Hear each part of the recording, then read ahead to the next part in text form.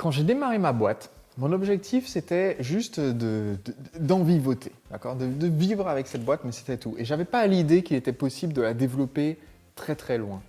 Et un jour, j'ai acheté un livre qui a complètement bouleversé ma vision de ce qui était possible, ce qui était réalisable. Ce livre, c'est un livre de Michael Masterson qui s'appelle Ready Fire Aim. Alors, je ne pense pas qu'il soit traduit en français à l'heure où je fais cette vidéo, mais ça vaut le coup d'apprendre l'anglais rien que pour lire ce bouquin.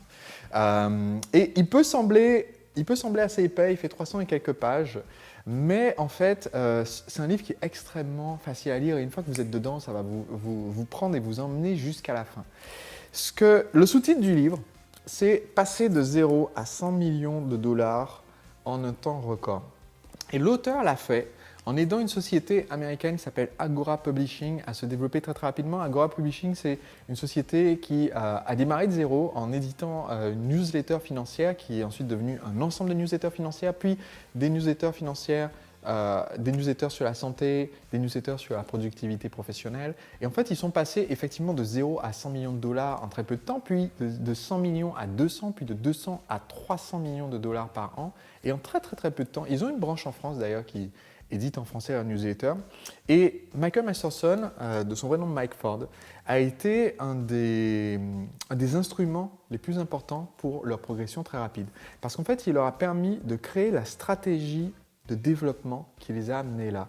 Et dans son livre, ce qui m'a marqué et qui a tout de suite permis de mieux développer mon activité et de mieux trouver mes priorités, dans son livre, il dit qu'en fait, le développement d'une entreprise a un certain nombre de d'étapes, et que à partir du moment où vous comprenez qu'il y a des étapes et où vous savez quelles sont les étapes, eh bien vous pouvez vous concentrer sur ce qui est important. Et pour lui, la première étape, c'est celle où on est entre 0 et 1 million. Et c'est intéressant parce que dans ma tête, à l'époque, il y avait tellement d'étapes entre 0 et 1 million. Je pensais qu'au début, il y a la phase où on se lance, peut-être on est auto-entrepreneur ou micro-entrepreneur et on est entre 0 et 30 000 euros et on a de quoi se faire vivre. Ensuite, il y a une autre étape où on va avoir son premier salarié et ensuite, il y a une autre étape où on est à 100 000 et ensuite, on essaie de passer à peut-être 250 000 et ensuite encore une autre. Et en fait, non. Lui, ce qu'il dit, c'est voilà, tant que vous êtes à moins de 1 million, vous êtes en fait en démarrage. Vous êtes un débutant, vous n'avez pas encore prouvé votre modèle d'affaires. Pour lui, on a prouvé son modèle d'affaires quand on est en gros à 1 million de chiffre d'affaires annuel. Et ça m'a épaté. Je me suis dit, en fait, à ce stade, j'étais encore en train de tenter de prouver mon modèle d'affaires. Et qu'est-ce qu'il veut dire par là? Pour lui, ce qui est essentiel, c'est de trouver quelle est votre stratégie optimale de vente. Et tant que vous n'avez pas trouvé votre stratégie optimale de vente, vous êtes un bébé. Et du coup, ça m'a fait beaucoup réfléchir. Quelle est ma stratégie optimale de vente? Ça veut dire quelle est l'offre qui est l'offre la plus efficace que je peux présenter à un nouveau prospect pour lui vendre mon produit.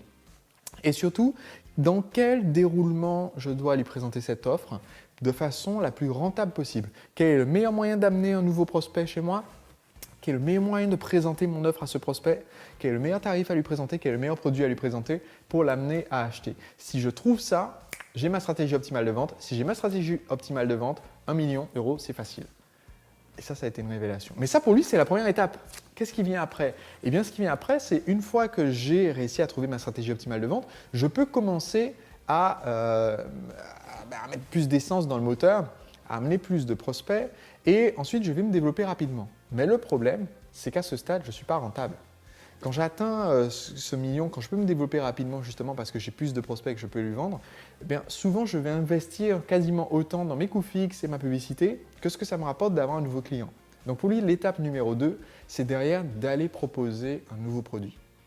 Et parce que c'est ce second produit vendu à des clients qui ont déjà acheté le premier qui permet de générer du bénéfice parce que ça ne nous coûte rien quasiment de faire du marketing pour proposer un produit à des gens qui sont déjà clients chez nous. Et pour moi, c'était encore une autre révélation parce que j'avais créé déjà 40 produits et je n'étais pas à 1 million d'euros de chiffre d'affaires, j'étais à 100 et quelques mille euros. Et ça a été une révélation parce que je me suis rendu compte, en fait, je suis en train de m'éparpiller.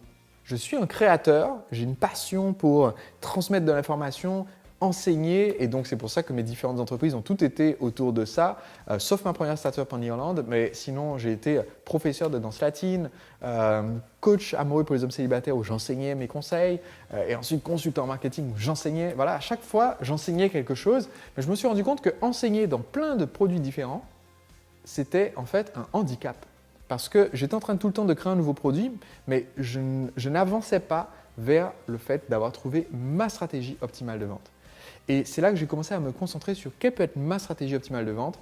Et j'ai découvert donc que si je me concentrais sur apprendre la méthode du lancement orchestré et en faire ma stratégie optimale de vente pour savoir quel est mon produit phare. J'ai un produit phare et c'est celui que je mets en avant, même si j'ai d'autres produits dans mon catalogue. Mais je mets en avant ce produit phare et je fais les lancements pour ce produit phare.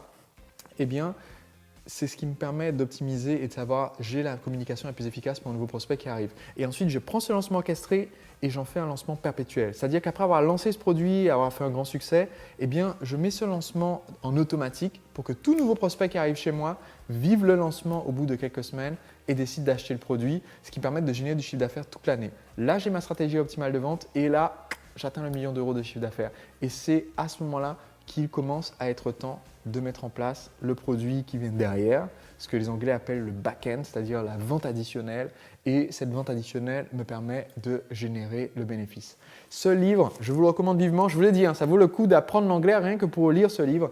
Ready, Fire, Aim, ça veut dire prêt, feu, en joue, et non pas prêt, en joue, feu. Ça veut dire on tire d'abord, on vise après, ce qui nous permet de tester nos hypothèses. On a testé d'abord la vente du produit et ensuite, petit à petit, on ajuste notre visée pour notre marché, l'offre, le prix qu'on choisit, etc.